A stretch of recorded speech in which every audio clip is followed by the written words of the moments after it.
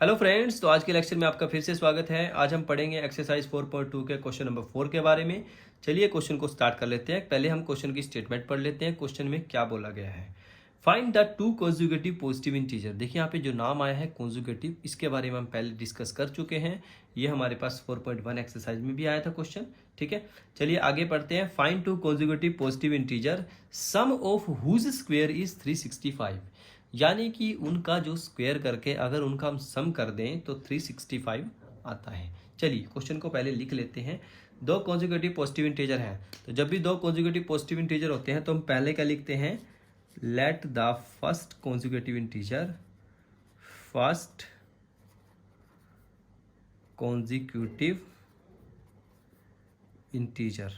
पहला conjugative integer लिखेंगे हम x, तो दूसरे वाला कितना हो जाएगा, सेकंड कॉन्जुगेटिव इंटीजर कितना हो जाएगा, x+1।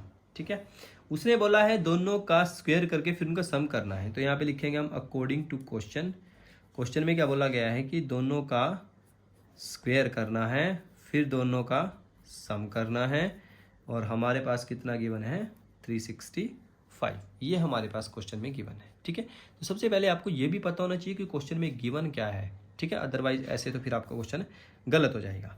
चलिए इसको सॉल्व करते हैं। तो एक्स स्क्वायर प्लस यहाँ पे ए प्लस बी का होल स्क्वायर लगेगा, तो क्या फॉर्मूला होता है, A square plus B square plus 2ab is equal to 365। Open करो इसको, एक्स स्क्वायर और x square 2x square plus इसको 2x को आगे लिख लो +1। इस 365 को हम इधर लेकर आते हैं तो एक इसको आ जाएगा माइनस का। ठीक है, तो यहाँ पे आ जाएगा 2x स्क्वायर प्लस 2x, 365 में से एक माइनस करेंगे तो कितना आएगा, 364 इज इक्वल टू 0। अब देखिए दोनों यहाँ पे सारे के सारे जो टर्म्स है तीनों की तीनों, उसको हम 2 से डिवाइड कर लेते हैं, 2 कॉमन ले लेते हैं। यहाँ पे आप सिंपली लिख भी सकते हैं डिवाइडिंग बाय 2। ठीक है, दोनों को 2 से डिवाइड करेंगे, दोनों टर्म्स को, फर्स्ट को भी, लेफ्ट को भी, राइट को भी। तो यहाँ पे आ जाएगा x square plus x minus 2 एकम 2, 2 अठे 16, 2 दूनी 4 इज इक्वल टू 0। तो 182 हमारे पास आ जाएगा। ठीक है, तो इसके फैक्टर्स क्या बनाएंगे, देखिए 182 के फैक्टर्स हमारे पास क्या बनेंगे, 2 नी में 18, 2 एकम 2, 13 सत्ते 91, 7 एकम 7, तो 7 दूनी 14, 14 में से 13 गए 1। तो यहाँ पे आ जाएगा x square plus 14x minus 13x minus 182 is equal to 0। इन दोनों में से क्या कॉमन लेंगे हम, x कॉमन लेंगे, x प्लस 14। इन दोनों में से क्या कॉमन लेंगे, 13, x plus 14 is equal to 0। तो दोनों में से x प्लस 14 कॉमन आ जाएगा, और यहाँ पे आ जाएगा x minus 13 is equal to 0। तो x की दो वैल्यूज आ जाएंगी, एक तो आएगी x plus 14 is equal to 0, और एक आएगी x minus 13 is equal to 0। तो x इज इक्वल टू -14 और x इज इक्वल टू 13। दोनों में से हमारे पास जो वैलिड वैल्यू है वो ये है, ये इनवैलिड है क्योंकि उसने बोला था कि पॉजिटिव इंटीजर्स होने चाहिए। ठीक है, तो फर्स्ट पॉजिटिव इंटीजर हमारे पास आ जाएगा 13, यहाँ पे लिख सकते हैं आप फर्स्ट पॉजिटिव इंटीजर 13, और सेकंड वाला क्या हो जाएगा 13 + 1 दैट इज 14। ठीक है, तो ये फर्स्ट इंटीजर हो जाएगा हमारा, और ये हो जाएगा हमारा सेकंड इंटीजर। क्लियर है दोस्तों। चलिए अब हम चलते हैं क्वेश्चन नंबर, इसी से रिलेटेड एक और क्वेश्चन ले लेते हैं, क्वेश्चन नंबर 5। ठीक है, क्वेश्चन में बोला गया है the altitude of A right triangle is 7 centimetre less than it's base. ठीक है, जो एल्टीट्यूड है राइट एंगल ट्रायंगल का वो 7 सेंटीमीटर कम है बेस से। ठीक है, यानी कि बेस की कोई भी वैल्यू होगी उससे 7 सेंटीमीटर कम हमने लेना है एल्टीट्यूड।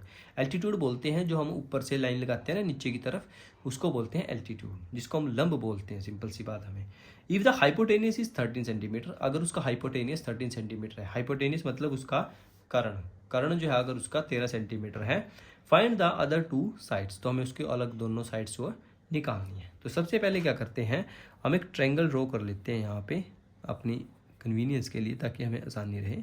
ठीक है, इसको लिख लेते हैं ए, इसको लिख लेते हैं बी, इसको लिख लेते हैं सी। ठीक है, ट्रायंगल्स में आपको ये चीज़ें पता होनी चाहिए कि कौन सा बेस है कौन सा हाइपोटेनियस है। तो एक बार मैं आपको फिर से दोबारा से बता देता हूँ, इसको बोलते हैं हम एल्टीट्यूड या हाइट बोलते हैं, ये हमारा बेस होता है और ये हमारा होता है हाइपोटेनियस। ठीक है, ये हमारा बेस है, ये हाइपोटेनियस है, ये परपेंडिकुलर है या एल्टीट्यूड, जो भी आप इसको बोलना चाहें। ठीक है, तो उसमें बोला है let the altitude of A right triangle is 7 centimetre less than it's base. Altitude जो है वो बेस से 7 सेंटीमीटर कम है, तो यानी कि बेस के साथ इसका रिलेशन है, तो हम पहले बेस को मानेंगे। यहाँ पे लिखेंगे let the base of triangle, base मान लेते हैं हम इसमें x सेंटीमीटर, ठीक है, क्योंकि उसमें सेंटीमीटर में गिवन है तो x को हम सेंटीमीटर में ही लिखेंगे। नाउ एल्टीट्यूड, एल्टीट्यूड कितना है हमारे पास, उसने बोला है एल्टीट्यूड जो है वो 7 सेंटीमीटर कम है, यानी कि इससे 7 सेंटीमीटर कम कितना होगा, x माइनस 7 सेंटीमीटर, ठीक है, कंफ्यूज मत होना क्वेश्चन में। और उसके बाद लास्ट में लिखा गया है हाइपोटेनियस, हाइपोटेनियस हमें गिवन है, हाइपोटेनियस कितना गिवन है हमें 13 सेंटीमीटर, ठीक है। तो तीनों चीज़ें हमें मिल गई हैं। सबसे पहले मैं इसको ट्रायंगल पे दिखा देता हूँ। ये हमारा रहा बेस, ये हमारा अल्टीट्यूड है और ये मेरा हाइपोटेनियस है, ठीक है। तीनों वैल्यूज़ को हमने लिख लिया। अब यहाँ पे इनमें हम x की वैल्यू को कैसे निकालेंगे, देखिए हम यहाँ पे यूज़ करेंगे पाइथागोरस थ्योरम का। तो यहाँ पे सबसे पहले लिखेंगे using Pythagoras theorem. Pythagoras theorem क्या कहती है कि जो हमारे पास लंब होता है, कर्ण होता है, सॉरी AC यानी कि, ठीक है, कर्ण का स्क्वायर, ठीक है, हाइपोटेनियस का square is equal to perpendicular square plus base का स्क्वायर यानी कि AB का भी स्क्वायर। ये हमारे पास पाइथागोरस थ्योरम होती है, ठीक है। तो AC का हमारे पास कितना है 13 का square is equal to BC कितना है हमारे पास x माइनस 7 का स्क्वायर प्लस AB कितना है हमारे पास x का स्क्वायर। सॉल्व करो इसको, 13 का स्क्वायर 169 इज इक्वल टू, यहाँ पे a माइनस बी का होल स्क्वायर का फॉर्मूला लगेगा।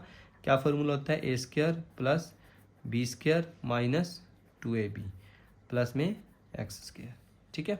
सिंप्लीफाई करो इसको, 169 is equal to x square और एक्स स्क्वायर कितना हो जाएगा 2x स्क्वायर माइनस के 14x प्लस 49, ठीक है। अब इसको उधर ले जाओ 169 को, तो हमारे पास क्या आ जाएगा 2x square minus 14x plus 49 minus 169 is equal to 0, ठीक है जी।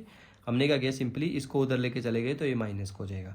अब देखिए इसको सॉल्व कर लो थोड़ा सा, 2x स्क्वायर माइनस 14x, इसको इसमें से माइनस करेंगे कितना आएगा 120 इज इक्वल टू 0, ठीक है। अब दोनों में से सभी में से यहाँ से 2 कॉमन ले लेते हैं। आप लिखेंगे यहाँ पे डिवाइडिंग बाय 2, 2 से डिवाइड करो तो यहाँ पे कितना आएगा x square minus 2 7 14 2 6 12 is equal to 0। अब यहाँ पे क्या करेंगे हम फैक्टर्स बना लेंगे। फैक्टर्स बनाने आप सभी को आते ही हैं बहुत अच्छे से, तो क्या करेंगे फैक्टर मल्टीप्लाई करके 60 आना चाहिए प्लस माइनस करके 7, तो 12 पंजे 60 यानी कि 12x plus 5x minus 60 is equal to 0। इन दोनों में से हम क्या कॉमन लेंगे, x कॉमन लेंगे, इन दोनों में से क्या कॉमन लेंगे 5 कॉमन लेंगे, x minus 12 is equal to 0। तो यहाँ से 2 वैल्यूज़ आ जाएंगी x माइनस 12 और x plus 5 is equal to 0, ठीक है जी। तो x की 2 वैल्यूज आ जाएंगी, x minus 12 is equal to 0, तो x की वैल्यू आ जाएगी 12 और दूसरा x plus 5 is equal to 0, तो x की वैल्यू आ जाएगी माइनस के 5। अब देखिए इनमें से वैलिड वैल्यू कौन सी है, देखिए साइड्स कभी हमारे पास नेगेटिव नहीं हो सकती, तो ये गलत है और ये वैल्यू हमारी सही है। तो आप यहाँ पे लिख सकते हैं, ठीक है। जो बेस है हमारे पास, बेस कितना आएगा 12 सेंटीमीटर और जो एल्टीट्यूड है, एल्टीट्यूड कितना था हमारे पास 7 सेंटीमीटर कम था, यानी कि 12 में से 7 गए 5 सेंटीमीटर, ठीक है। तो ये हमारे रिक्वायर्ड आंसर हो जाएंगे। तो आज की ये वीडियो आपको कैसी लगी मुझे कमेंट करके ज़रूर बताएं। आप इसका स्क्रीनशॉट लें, इसको फोटोकॉपी कराएं, नोट्स बनाएं, आपके एग्ज़ाम में काम आएंगे, ठीक है। पढ़ाई करते रहिए, ऑल द वेरी बेस्ट।